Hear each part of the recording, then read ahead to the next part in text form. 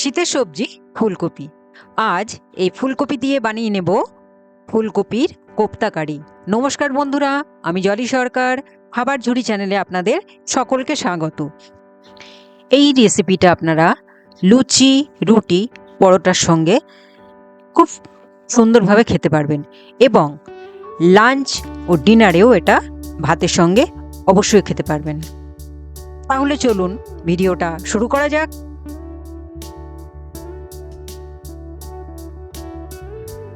প্রথমে নিয়ে নেব একটা বোল। ফুলকপিগুলো ভালোভাবে ধুয়ে নিয়েছি। এরপর ফুলকপিগুলো হালকা গরম জলের মধ্যে 2 মিনিট ভিজিয়ে রেখে দেব।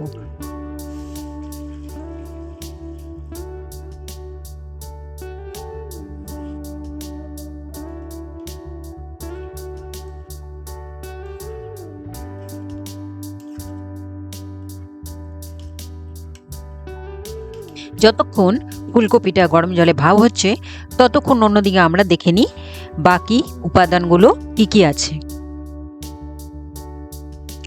নিয়ে নিয়েছি 2টো ছোট ছোট টমেটো, ধনেপাতা কুচি, লঙ্কা কুচি, আর নিয়ে নিয়েছি ছোট সাইজের 2টো পেঁয়াজ, সেটা আমি কুচি করে নিয়েছি আর জলে ভিজিয়ে রেখেছি। আর নিয়ে নিয়েছি আদা কুচি। এবার একটা মিক্সিং জার নেব। এরপর এর মধ্যে নিয়ে নেব টমেটো কুচি, পেঁয়াজ কুচি, আদা কুচি আর কিছু লঙ্কা কুচি। এটার একটা পেস্ট বানিয়ে নেব। পেস্ট করার সময় কিন্তু আমি এখানে কোনো রকম জল ব্যবহার করিনি, কারণ টমেটো আর পেঁয়াজে জল ভাব থাকে।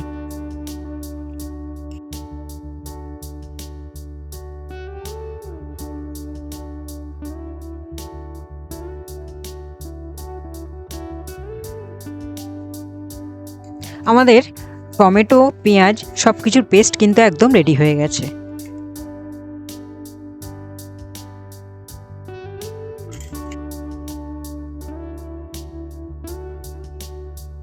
আমাদের কপিটা কিন্তু সম্পূর্ণ ভাব হয়ে গেছে।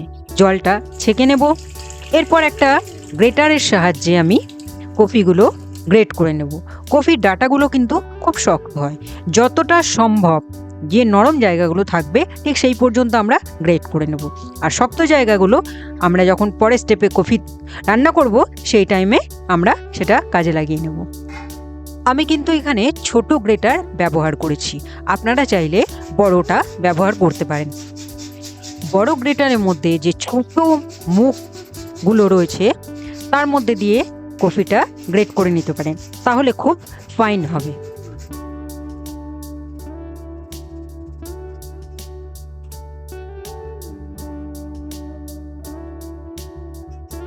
কফি গ্রেট করা সম্পূর্ণ হয়ে গেছে। দেখুন, হাতে ভালোভাবে নিয়ে, কপির মধ্যে তো জল থাকে আপনারা জানেন, হাতের মধ্যে ভালোভাবে নিয়ে কপিটাকে খুব জোরে চিপলেই কিন্তু জলটা ধীরে ধীরে বেরিয়ে আসবে।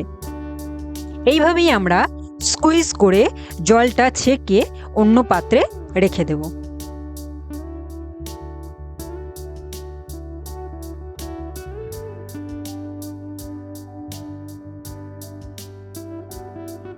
আমাদের স্কুইজ করা কিন্তু একদম কমপ্লিট।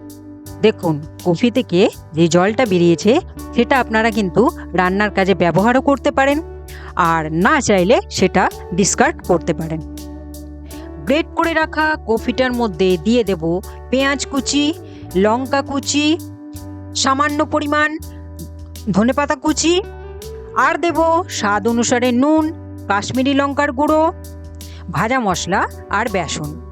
এর পরিমাপগুলো ডেসক্রিপশন বক্সে দেওয়া আছে, আপনারা চেক করে নেবেন।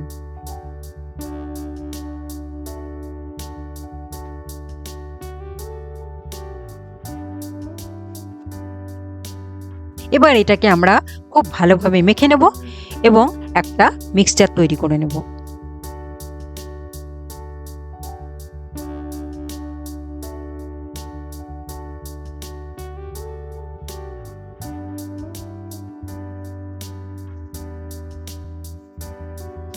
এই মিশ্রণ থেকে আমি এবারে ছোট ছোট বল শেপ তৈরি করে নেব। আপনারা চাইলে নিজেদের পছন্দের সাইজ এবং শেপ তৈরি করে নিতে পারেন।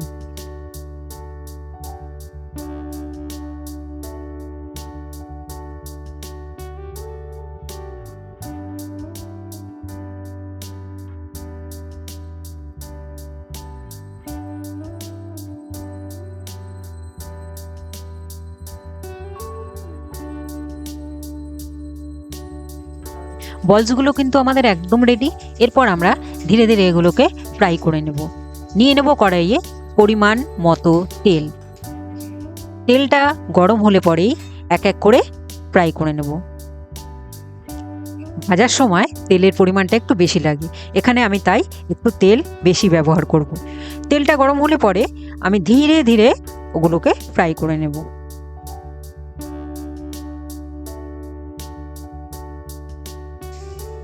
ফ্রাই করার সময় ফ্লেমটা লো টু মিডিয়াম রাখতে হবে। হাই ফ্লেমে ভাজলে জিনিসটা তো ফ্রাই হয়ে যাবে, কিন্তু ভেতরটা কাঁচা থেকে যাবে।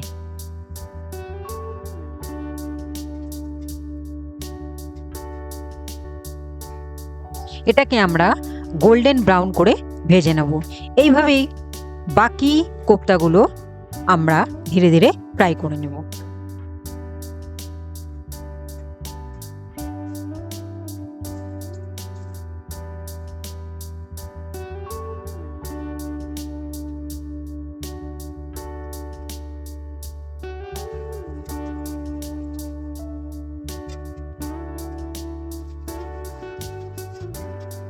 কোপ্তাগুলো ফ্রাই করা হয়ে গেলে ওই একই তেলের মধ্যে দিয়ে দেব তেজপাতা, গোটা গরম মশলা, এলাচ, লবঙ্গ, দারচিনি, আর দিয়ে দেব জিরে ফোড়ন।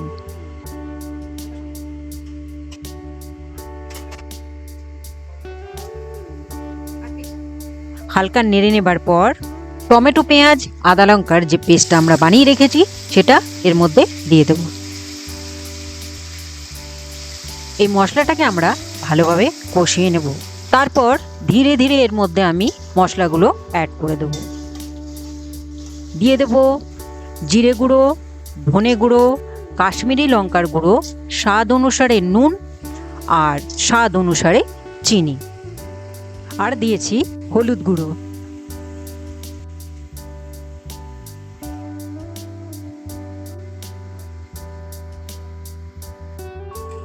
মশলাগুলো অ্যাড করার পর এটাকে আমরা 3 থেকে 4 মিনিট কষিয়ে নেব।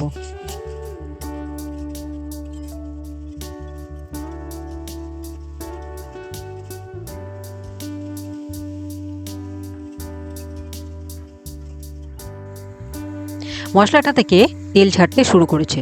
এরপর আমরা দিয়ে দেব 3 কাপ পরিমাণ জল। তারপরে এটাকে ভালোভাবে 2 থেকে 3 মিনিট ফুটতে ছেড়ে দেব।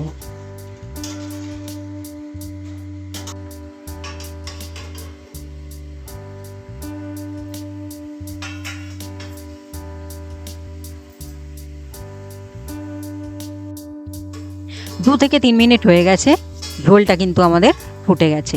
এরপর ধীরে ধীরে কোপ্তাগুলো এই ঝোলের মধ্যে ছেড়ে দেব। আপনারা যদি চান যে একটু মাখো মাখো হবে তাহলে জলের পরিমাণটা কম দেবেন, আর ঝোল রাখতে চাইলে সেম পরিমাণ জল দেবেন। আমি এখানে টমেটো পিউরি ব্যবহার করেছি, আপনারা চাইলে টমেটো সসও ব্যবহার করতে পারেন। কোপ্তাগুলো ছাড়ার পর একটা জিনিস মনে রাখবেন, এটাকে কিন্তু খুব ধীরে ধীরে নাড়তে হবে, না হলে কোপ্তাগুলো কিন্তু ভেঙে যেতে পারে। ফুটে উঠলে পরে এরপর আমরা ধনেপাতা দিয়ে গার্নিশ করে দেব।